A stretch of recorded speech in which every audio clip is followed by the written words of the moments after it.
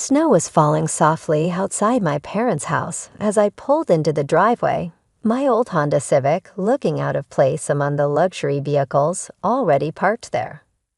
My sister Victoria's Mercedes gleamed under the Christmas lights, a reminder of how different our paths had become, or so she thought. I grabbed my overnight bag from the trunk, bracing myself for the annual Christmas gathering. At 32, I was still treated like the family failure, the cautionary tale of what happens when you don't follow the prescribed path to success. Victoria opened the door before I could knock, her designer sweater and perfectly styled hair making my simple outfit feel even more inadequate. "Oh, you actually came," she said, her voice dripping with false sweetness. "Merry Christmas to you too, Vic," I replied, stepping into the warmth of our childhood home. The living room was already full of relatives, all dressed in their holiday best. Mom was arranging appetizers on silver platters while Dad chatted with Uncle James about golf club memberships. The massive Christmas tree sparkled with ornaments that probably cost more than my monthly rent, or what they thought was my rent. "Catherine," Mom called out, barely glancing my way. "You're late, and couldn't you have dressed up a little?" I looked down at my clothes. A simple black sweater and pants that actually cost more than Victoria's entire outfit, though the labels were carefully hidden. "Traffic was bad," I said, ignoring the comment about my appearance. Victoria smirked, adjusting her diamond bracelet. "Well, we have a bit of a situation with the sleeping arrangements. The guest rooms are all taken." I could see where this was going. Every year, they found some way to remind me of my supposed place in the family hierarchy. "Your cousin Amanda needs the blue room. She's pregnant, you know," Mom added, as if I couldn't possibly understand the importance of a pregnant woman's comfort. "And Victoria's boss, Mr. Harrison, and his wife are in the green room." My lips twitched slightly at the mention of Harrison. If they only knew. "So where am I sleeping?" I asked, though I already knew the answer wouldn't be pleasant. Victoria's smile turned predatory. "We cleaned out a space in the garage. There's a cot and some old blankets. That should be good enough for you." The room fell silent, relatives pretending not to listen while catching every word. This was their entertainment, watching Victoria put me in my place. "The garage." I kept my voice neutral. "In December." "Oh, don't be dramatic," Mom interjected. "There's a space heater out there. And it's not like you're not used to modest accommodations." I thought about my penthouse apartment in the city, the vacation home in the Hamptons, the private island I'd bought last summer, all carefully hidden under layers of shell companies and discrete ownership structures. "The garage is fine," I said quietly, picking up my bag. "I'm sure it's better than what most of my students have." Victoria's smile widened. She loved it when I mentioned my job teaching at the local community college. More proof, in her mind, of my failure to launch. "That's the spirit," she said, leading me to the garage door. "At least you know your place." The garage was cold, despite the small heater humming in the corner. They'd set up an old military cot between Dad's golf clubs and boxes of Christmas decorations. A thin blanket lay folded at one end, probably pulled from the back of some closet.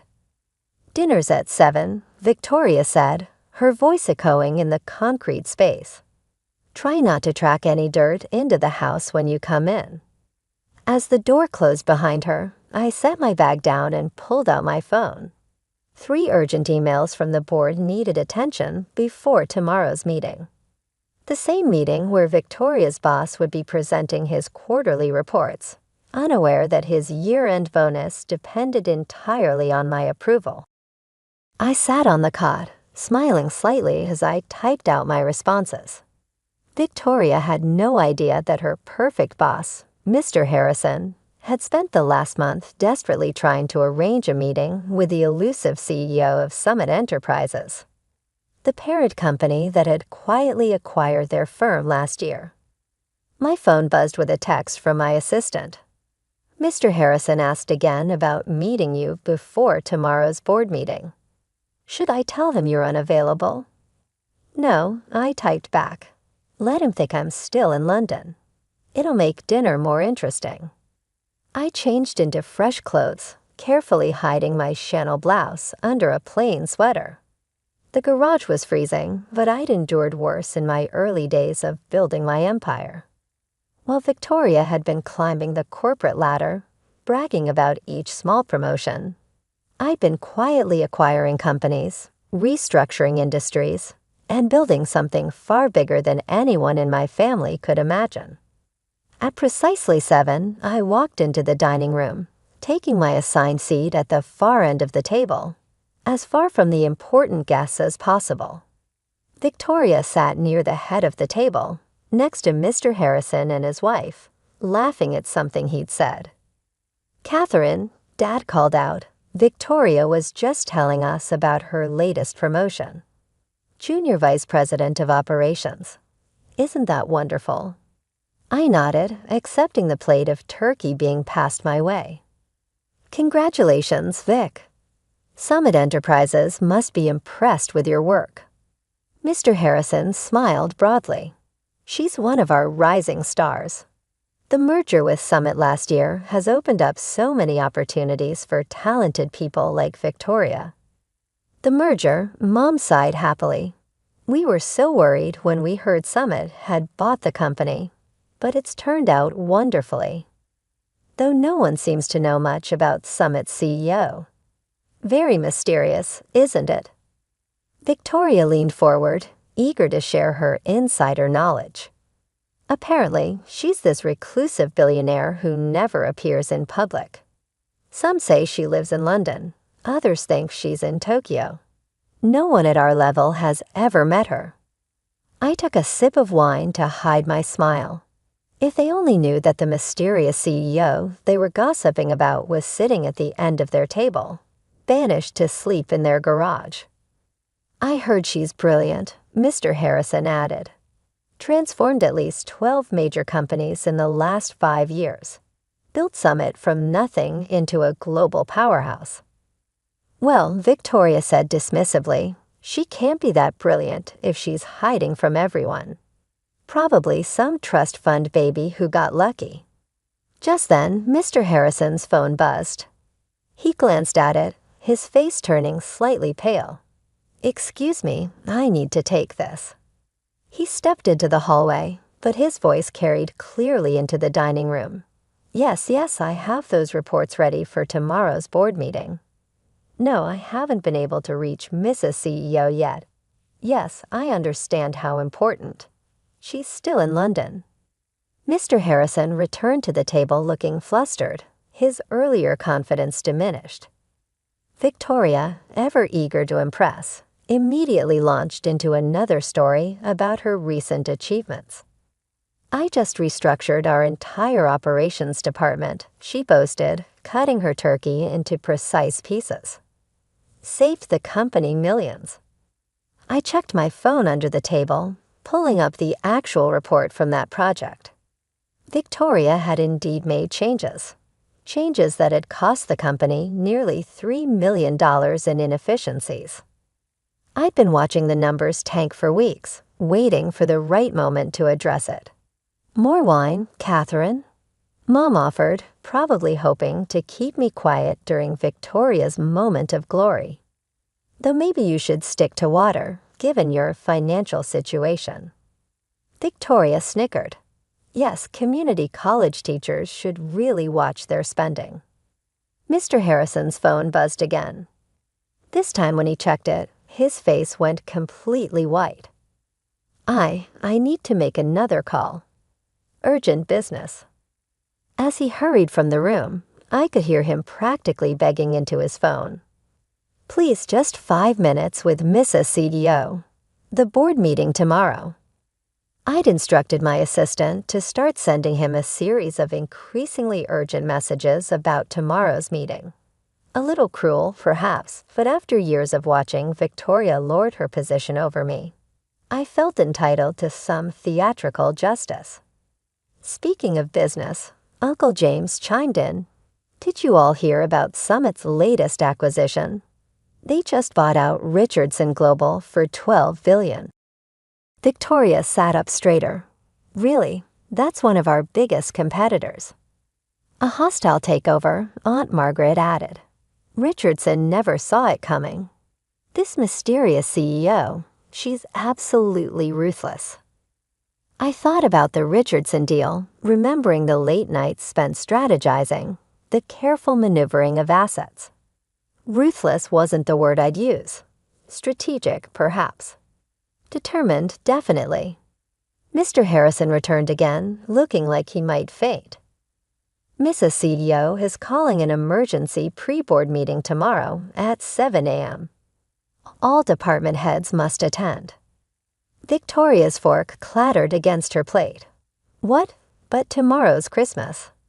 She doesn't care, Mr. Harrison replied weakly. She's reviewing all recent operational changes. Victoria, bring your restructuring reports. Now seemed like the perfect moment.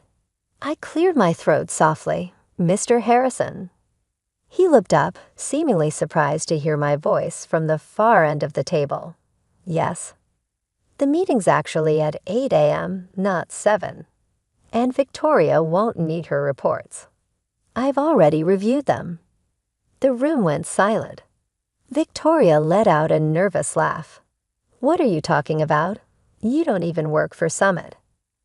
I stood up slowly, smoothing my simple sweater. Actually, I do. In fact, I am Summit. I turned to Mr. Harrison. Those reports you've been trying to get to me? I received them last week. We should discuss the Q4 projections. They're off by about 30 million.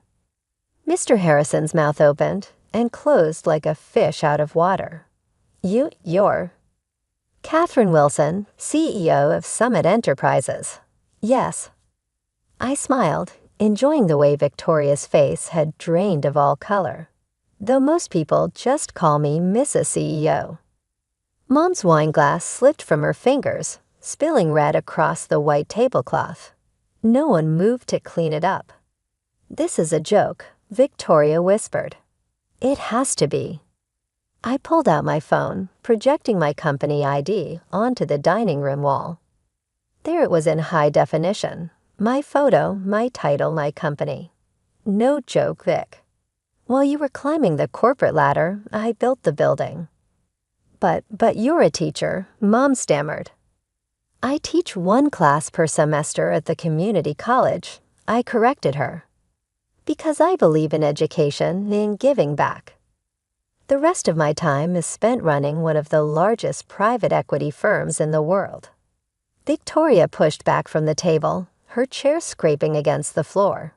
You can't be. You live in a tiny apartment. You drive a Honda. I own the building where my tiny apartment is located. As for the Honda, I shrugged. It's good for the environment. Unlike your Mercedes, which, by the way, you probably shouldn't have charged to the company account. Mr. Harrison had sunk into his chair, no doubt remembering every condescending comment he'd made in meetings about the mysterious CEO. The garage, he muttered. We made you sleep in the garage. Yes, I said quietly. You did. All of you were so busy judging me by appearances that you never bothered to look deeper. Victoria, remember last month when you denied Sarah an accounting time off for her son's surgery? Victoria nodded mutely. I approved her medical leave personally and arranged for the best specialist in the country. Because that's what real leaders do. They take care of their people. Dad finally found his voice. Why didn't you tell us? Would it have mattered? I asked, meeting his eyes. Would you have treated me any differently if I hadn't been successful on your terms? This family measures worth by brand names and bank accounts. I wanted to build something meaningful. I turned to Mr. Harrison. The board meeting tomorrow will proceed as scheduled. We'll be discussing the operational restructuring that cost us $3 million, among other things. My eyes shifted to Victoria. I suggest everyone comes prepared. You're going to fire me, Victoria whispered. No, I replied, gathering my belongings. I'm going to do what I should have done years ago, hold you accountable. Success isn't about titles or corner offices. It's about integrity, innovation, and actual results. I headed toward the garage to collect my bag.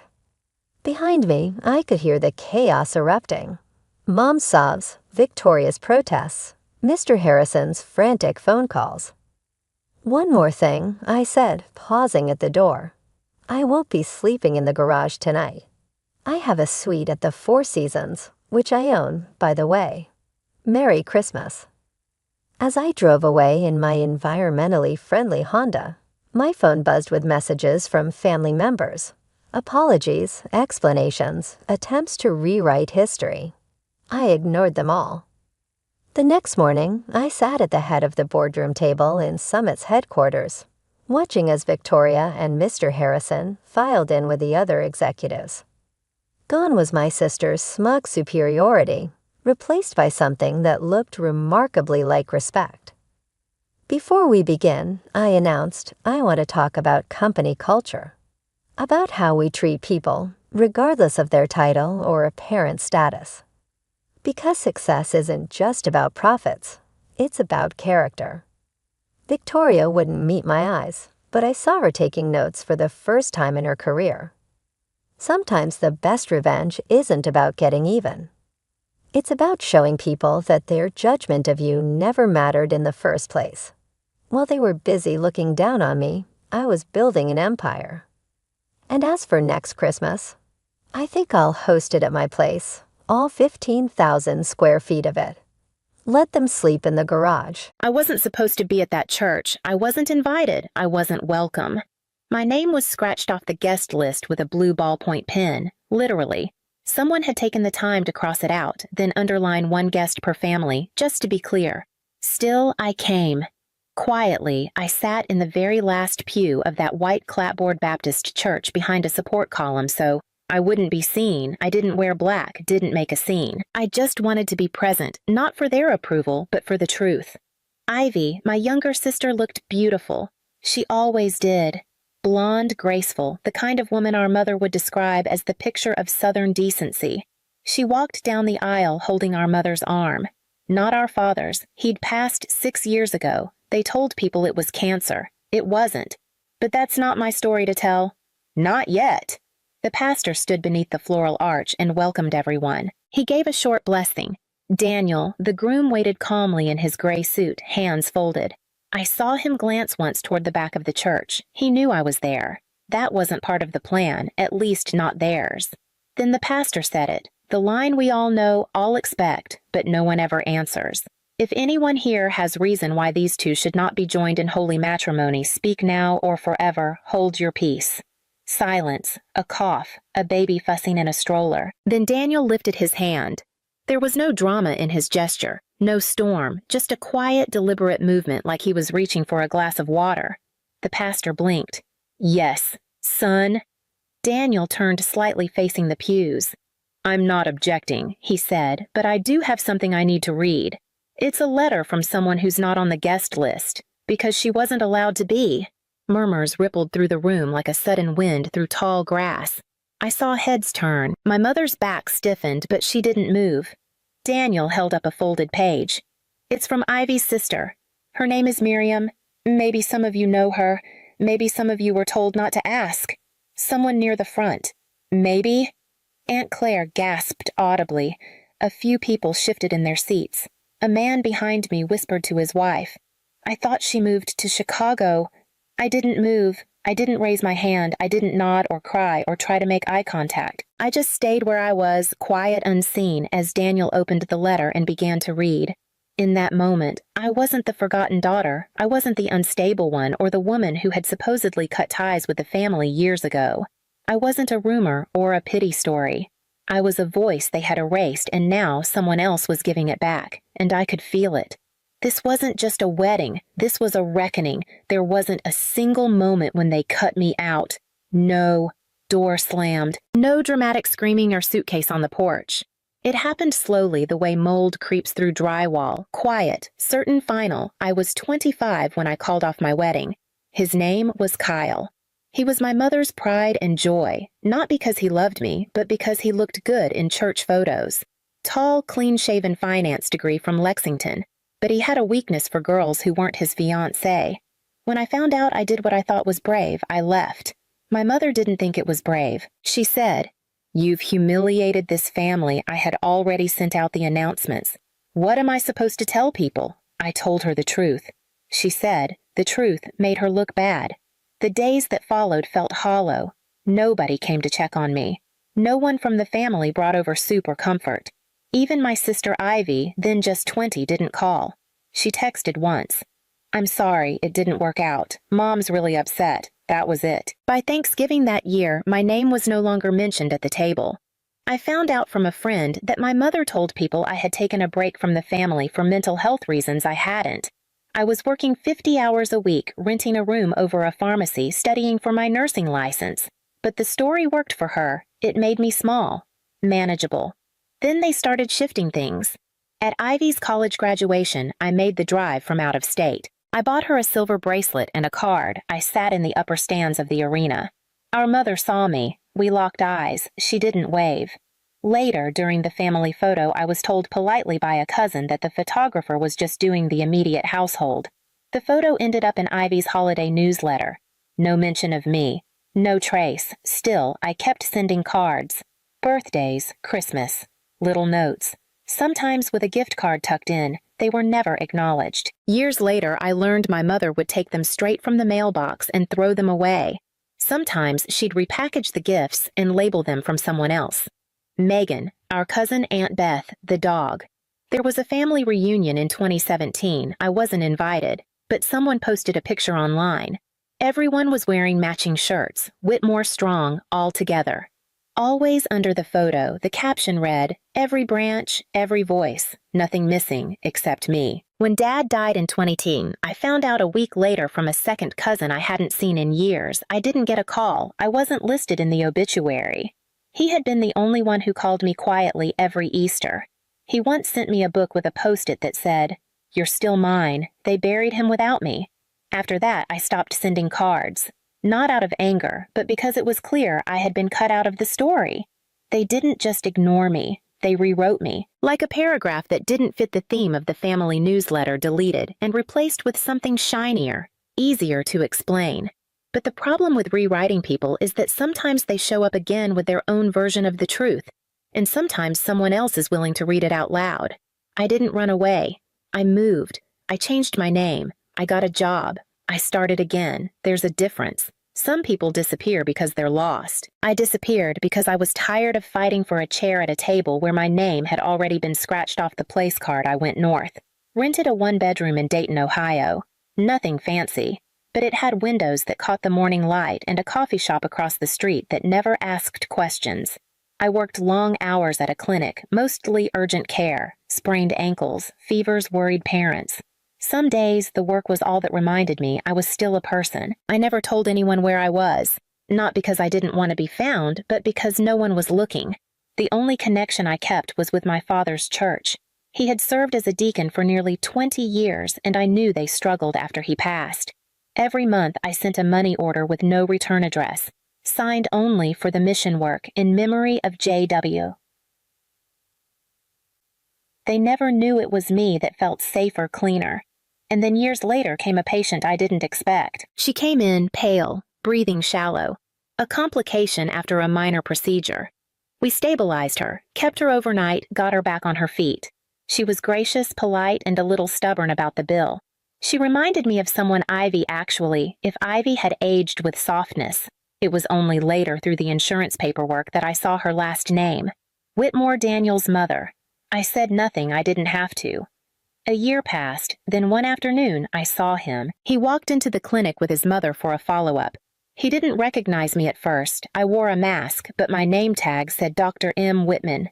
Close enough. His eyes narrowed. Then he asked, "Did you ever live in Kentucky?" I nodded. "Do you know the Whitmore family I used to?" I said. He didn't press. Not then. But a week later, he came back alone. "You're Ivy's sister, aren't you?" I didn't answer right away. I watched him closely, waiting for the look, the same one my mother wore when people mentioned me in public. But it didn't come. "I just want to understand," he said. "They never talk about you." Ivy changes the subject, but there's something missing in their story. I can feel it. I told him a little. Enough to explain, not enough to accuse. I didn't leave the family. I said, "I stayed quiet while they told people I had." He shook his head. "I figured it was something like that." That would have been the end of it if he hadn't come back again 2 weeks before the wedding. He waited for me outside the clinic holding a paper bag with 2 coffees. "I'm not asking you to show up. I know you're not welcome. But if there's something you need, said something they've buried, I can say it for you." That night I wrote the letter. It was short.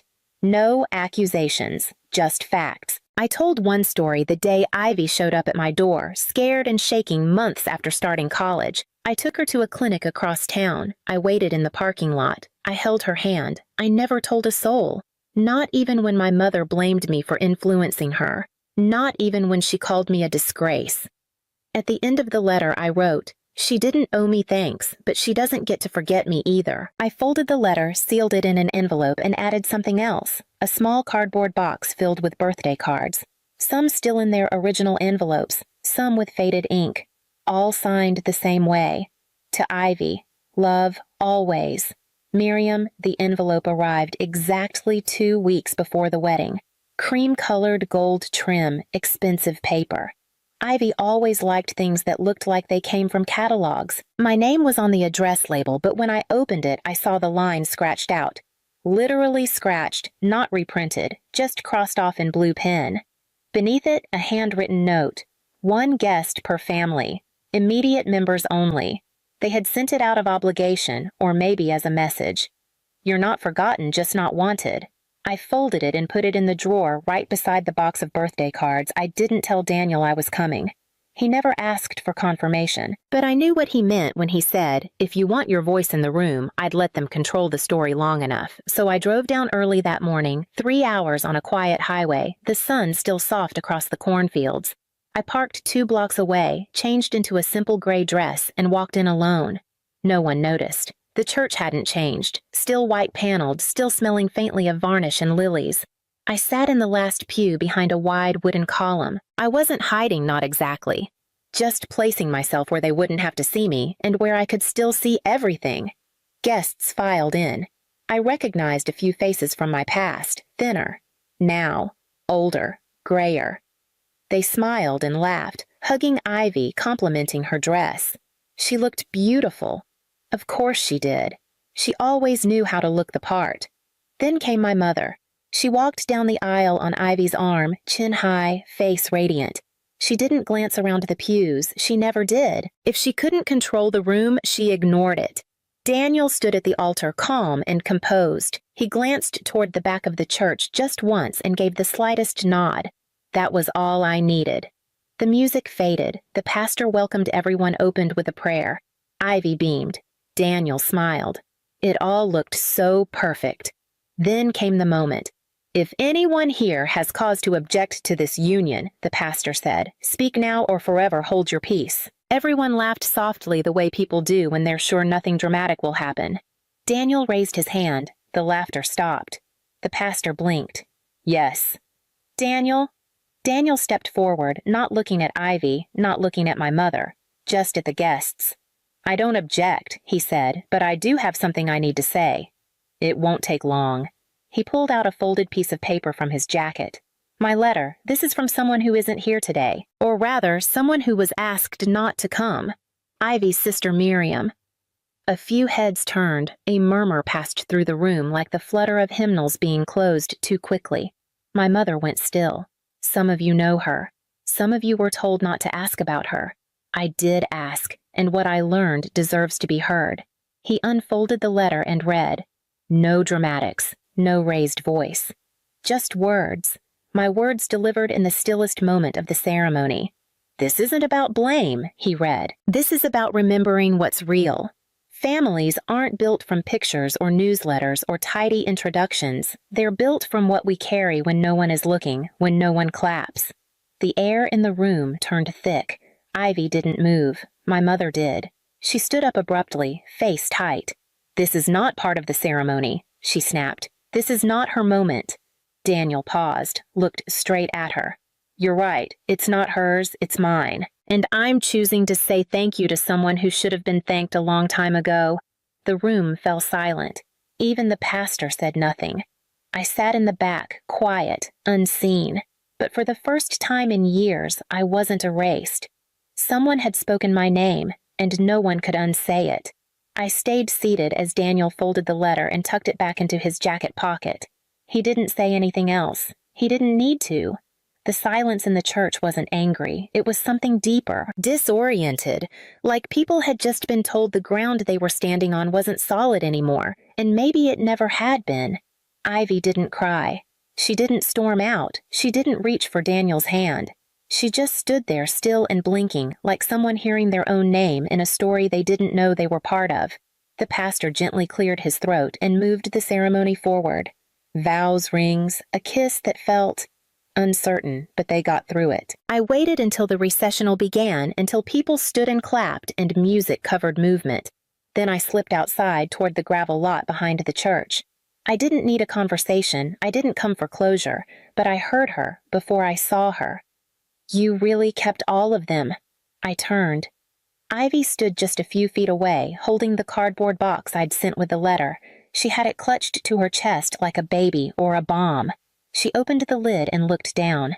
Dozens of envelopes, some yellowed with time. One still had a sticker from a pharmacy I used to live above. "You kept sending these?" she asked. "Even after?" She didn't finish the sentence. "Even after you never answered," I said for her. "Yeah, I did." She looked up, and for the first time I saw something behind her eyes.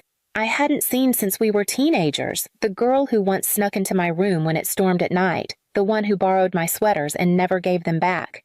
"Why?" she asked. "Because I didn't leave you," I said. "I left them. There's a difference." She nodded slowly, then shook her head as if the motion canceled itself out. "I don't know what to say." "You don't have to say anything," I replied. "Just don't keep pretending I was never here." She looked down again, ran her fingers across the top envelope. "I don't remember this birthday. You were turning 21. I sent you a card with 21 $1 bills taped inside. I thought it was clever. You never got it." Her lips tightened, but she didn't cry. "Was that the clinic story?" she asked softly. I nodded. "You asked me not to tell anyone I didn't. Until now. You shouldn't have had to be the one. I was the only one who stayed in the car." She closed the box. We stood there, two women who shared a last name but hadn't shared a meal in nearly a decade. The air between us wasn't angry. It was heavy like a door that had been shut for so long it no longer fit the frame. "I didn't mean for them to erase you," she said. "I know I said, but it helped them, so they let it happen." She didn't answer, just turned the box over in her hands. "I'm not asking you to fix anything," I said. "I'm not even asking you to believe everything I've said. But you've got the cards now. You've got the dates, the handwriting. It's all there." She looked at me. Really looked. "I can't promise anything," she whispered. "I'm not here for promises," I replied. "Just truth, that's all." She nodded once. Then she walked back toward the church, and for the first time in years, she didn't look over her shoulder. But I knew she'd read every word. I didn't stay for the reception. I slipped out the side door of the church just before the rice and the photos and the cake cutting. No one stopped me. No one called after me. And for the first time, that didn't hurt. It felt like peace. I walked to my car, same way I came alone. Steady. On the way out, I passed the guest book table where people had left cards and scribbled congratulations in silver pen. I paused, reached into my bag, and placed something beside the bouquet of white hydrangeas, a framed photograph from 1998. It was one of the few family pictures where all four of us were smiling. Mom, Dad, Ivy, and me at a county fair standing in front of a giant stuffed bear. None of us won. The original photo had been trimmed years ago. My corner, the part with me, had been cut cleanly away. I'd found it in a drawer at my mother's house the last time I was allowed inside, but I still had the missing piece. I'd kept it like I kept everything else that morning before the ceremony. I'd taped it back in. Not perfectly, the edges didn't quite match, but it was whole again. On the back, I'd written in small, even handwriting, "I still remember where I stood." I didn't expect anyone to frame it or even keep it, but I left it anyway. Some things deserve to be seen, even if only once. Later that week, I got an envelope in the mail. No return address, but I knew the handwriting. Inside was a single note written in Ivy's careful, slanted print. "From now on, I won't let them tell it wrong again." That was it. No apology, no explanation. Just 7 words. It was more than I ever expected, and exactly enough. I placed it in the box with the birthday cards, the ones with the ink fading and corners curling, but still signed the same way year after year. To Ivy, love always, Miriam. I didn't keep them out of bitterness. I didn't hold on to them because I needed proof. I kept them because they were real, because I had been real. They had told the story without me for so long, told it to neighbors, to cousins, to strangers, at weddings and funerals, a version of the truth that was easier to carry.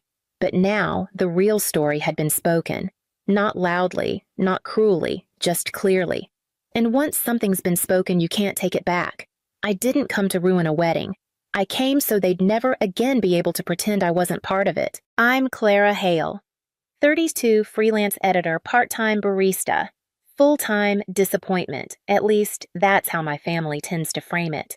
I come home every Christmas. No matter how busy I am, no matter what it costs, I show up with the wine, the gifts, the soft smile. I sit at the same spot at the same table, like I still belong there, like I'm still part of the Hale family. That's what I thought I was doing this year, too. The house was quiet when I walked in. Not cozy quiet. Wrong quiet.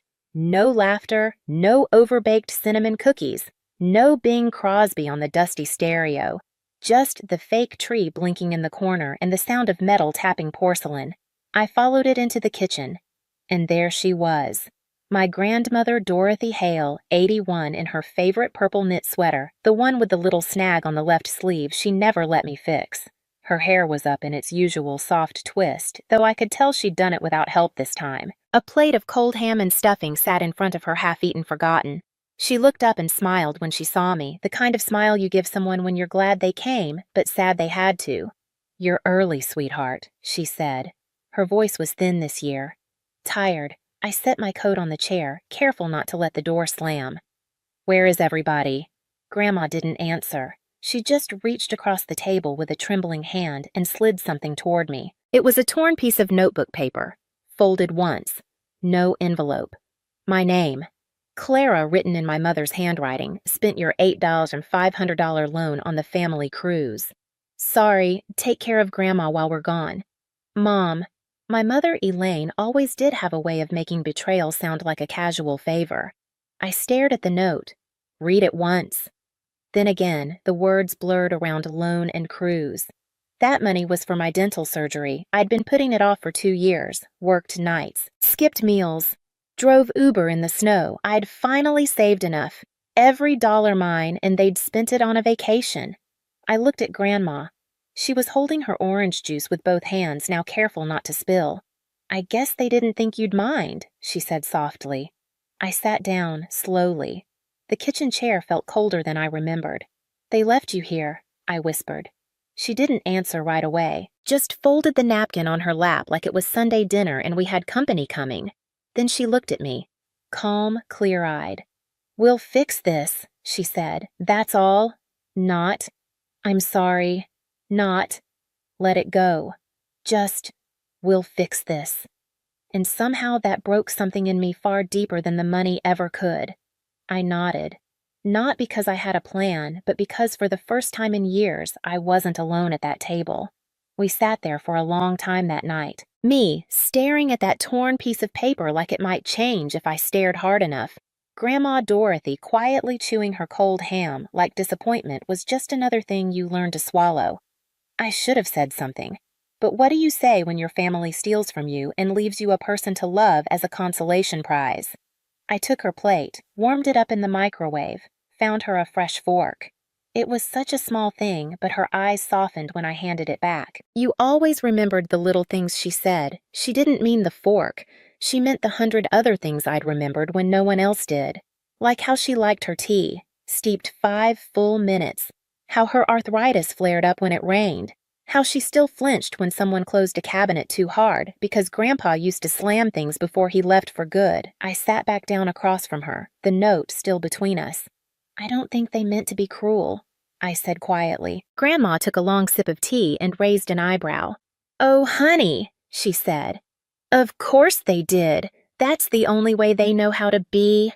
It hit me then, not like a punch, but a slow settling.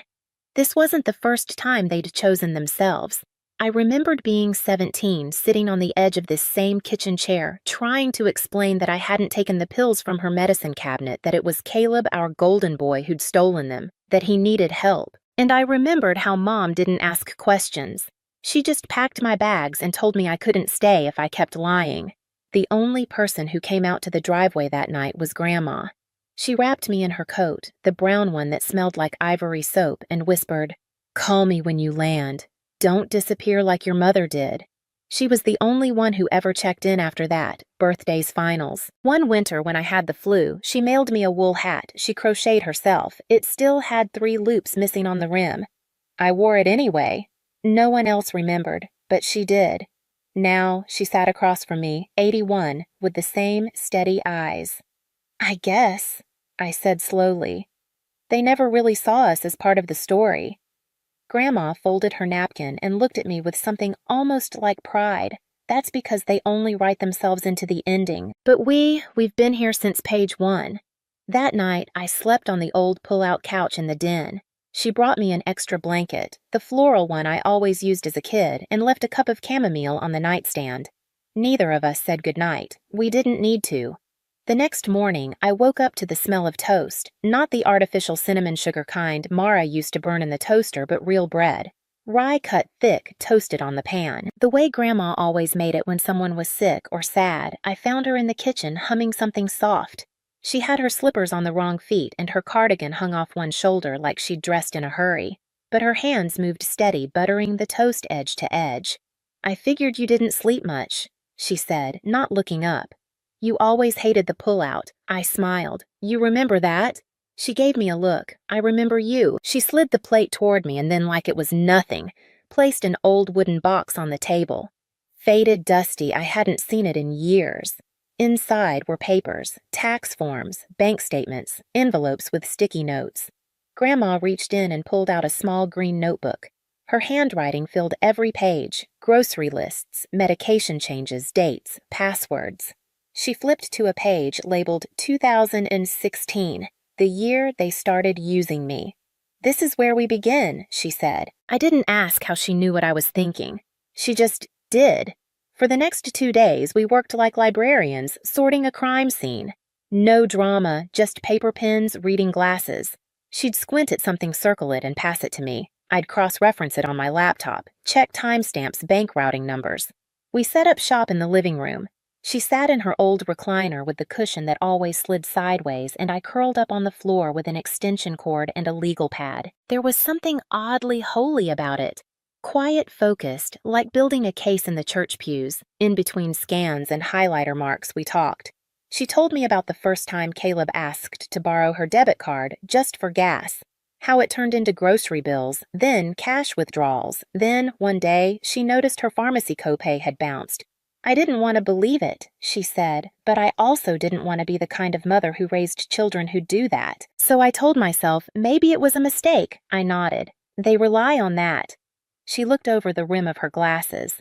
"They rely on the women in this family having short memories and big hearts. We found proof of cruise deposits, Mara using Dorothy's login from an old shared tablet. A paper trail of emergencies that ended up as Sephora orders and PayPal charges for concert tickets Caleb had been sending himself cash every other Friday from Grandma's pension fund. When we broke for tea, she added a slice of lemon to my cup without asking. "You still like it this way, don't you?" I did. I always had.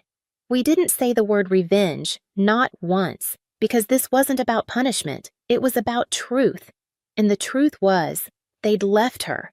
Left me, not once but in pieces over years.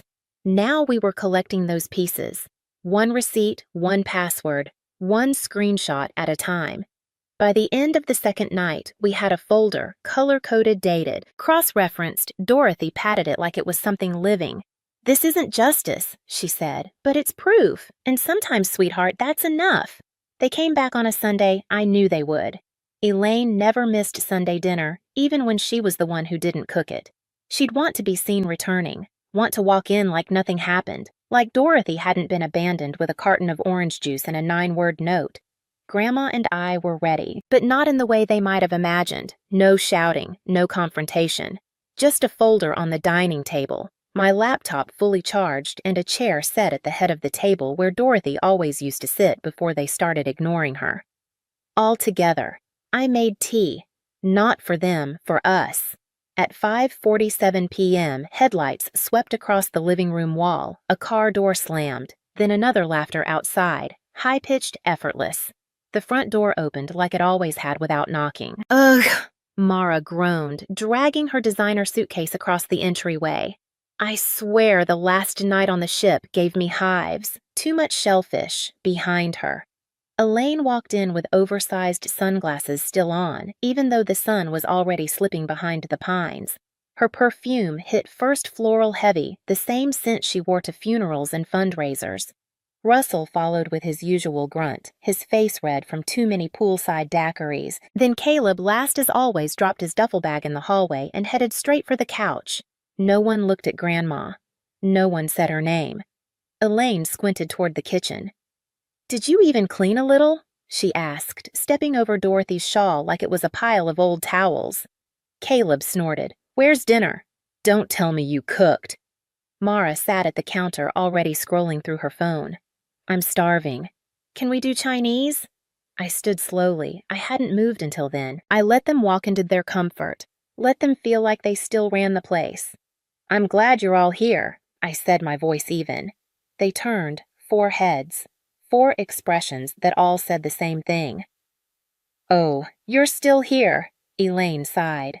"Clara, let's not do this right now. We just got back." I pulled out the chair at the table, sat down, turned the laptop toward them. "I think we should do it now." I said, "I have something to show you." There was a pause. Caleb rolled his eyes. "Oh God, not this again. Still bitter over your little loan." Dorothy hadn't spoken. She didn't need to. She sat down across from me, hands folded in her lap, eyes fixed on the screen, calm, present. For the first time in years, she looked like the head of the family again. I clicked open the first folder. Label transactions, unauthorized. The room was still. Then the video began. The video wasn't flashy, just a screen recording of a spreadsheet, white background, black text, clean rows, dates, amounts, recipients, every withdrawal from Grandma's pension account for the past 2 years, names attached, store locations, timestamps. Elaine leaned in, squinting. "What is this?" I answered without looking at her. "It's where the cruise money came from." Mara laughed, nervous. "You're making this a bigger deal than it is." I clicked on the next tab, a screenshot. Grandma's online banking profile. Logins from a device registered to Mara's email. Transactions made minutes apart from Caleb's Venmo activity.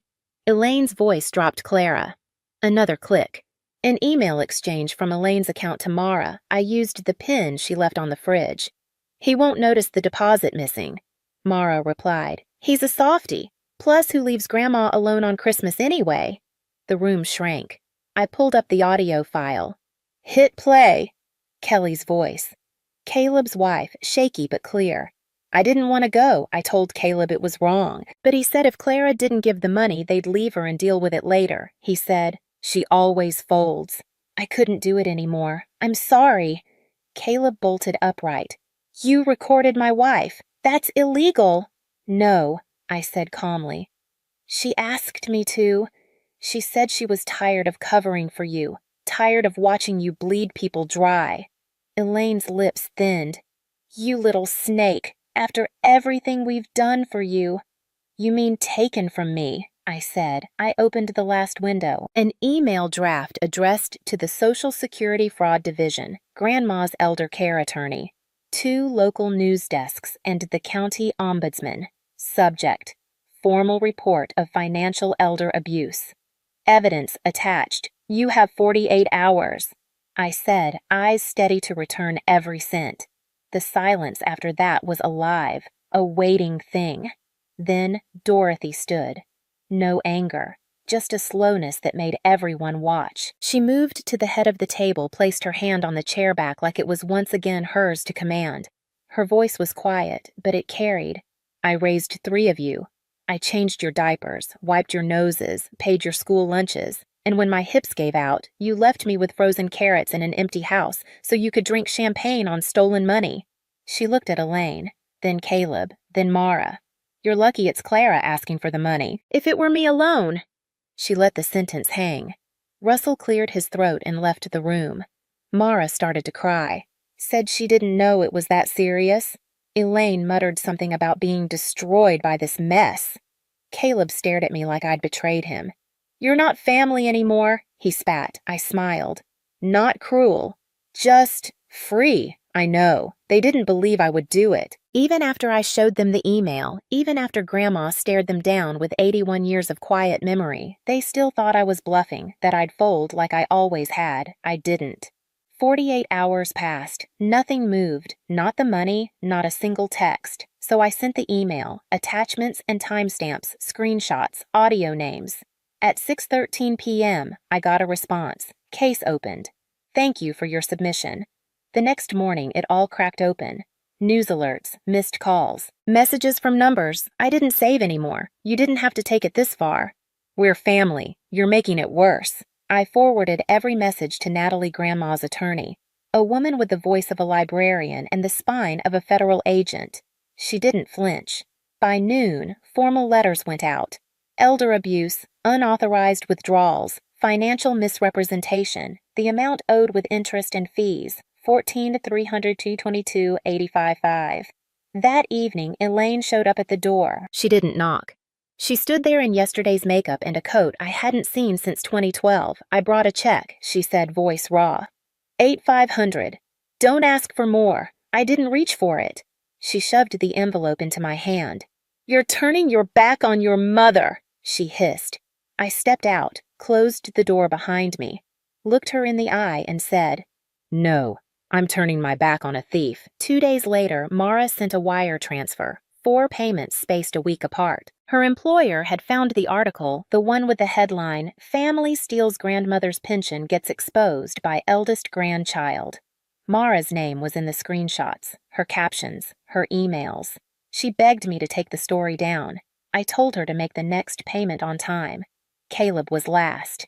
He posted on social media about toxic siblings and family betrayal, complete with dramatic music. It got 3 likes, then Kelly, his wife, left him. She called me that same night. I'm sorry it took me this long, she said, but watching you do this made me realize I don't have to stay scared. I helped her find a place. No strings. By the end of 2 weeks, every dollar was returned. I used part of it to finally fix my teeth. Bought Dorothy a proper lift chair. Paid for a home nurse to check in twice a week. The rest went into a joint account, just our names on it, ours and no one else's. When I showed her the paperwork, she stared at it for a long time. They took everything from me, she whispered. But they didn't take you. We moved out that spring, a small apartment. 1 floor. Quiet, 2 rooms, 1 for her, 1 for me. She called hers the fort. Filled it with old quilts, faded pictures, and the ceramic angel I once gave her when I was 7. We grocery shopped together. She picked out soup cans like they were gemstones. Every time she found a ginger ale on sale, she'd nudge my elbow and say, You always liked this, even when you swore you didn't. One night she knocked on my door, sat slowly on the bed. When you saw the note, she asked, Why didn't you just leave? I thought for a long time. Then I said, Because I remembered who I was before they made me forget. She reached over, touched my hand. Just once, I'm proud of you, she said, not because of the money, because you stayed kind. That broke something soft in me, something that hadn't made a sound in years. They never called again. Not on my birthday, not on hers, not even when the article made the state newsletter. But I heard through a cousin that Elaine tried starting a cooking blog. It lasted 2 posts. Mara changed her name on LinkedIn.